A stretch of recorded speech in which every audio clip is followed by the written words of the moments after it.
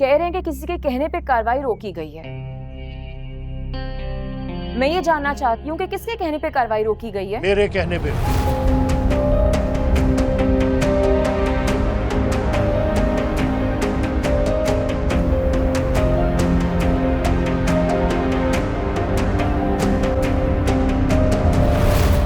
Dad, अगर आपको यही सब कुछ करना था तो मेरे साथ उस दिन क्यों गए?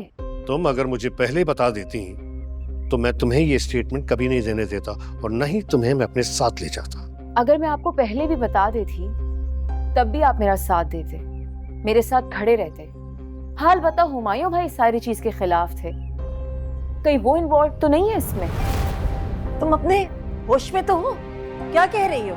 जो मुंह में आ रहा है कहती चली जा रही हो। मैं ऐसे नहीं कह रही हूँ, सब कुछ ऑब्जर्व करके कह रही हूँ, देख के कह रही हूँ। बताइए मुझे, हुमायूं भाई ने आपको कहा है कार्रवाई रोकने के लिए?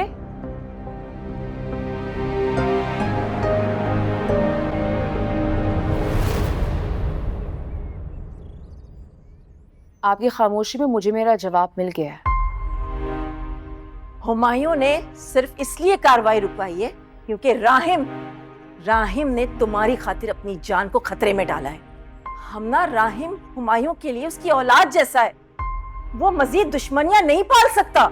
जैसा आप लोगों को दिख रहा है वैसा कुछ नहीं है। हुमायूं भाई पहले दिन से चाहते कि मैं यहाँ पे ना रहूं। जब से मैंने कंपनी ज्वाइन की, he is nothing but insecure. अब आप दोनों को मेरे खिलाफ कर रहे हैं। बस सपना,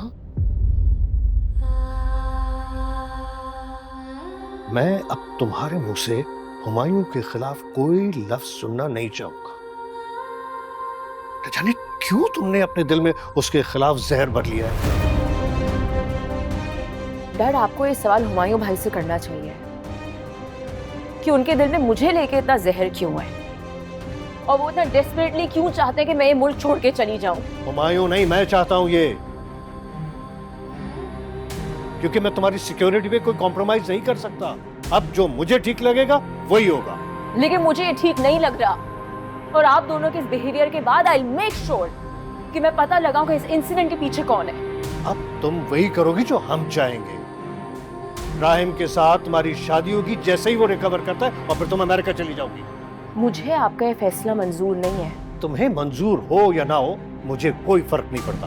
डैड, अब मेरे साथ ऐसे जबरदस्ती नहीं कर सकते। अब कर सकता हूं मैं, बाप हूं तुम्हारा।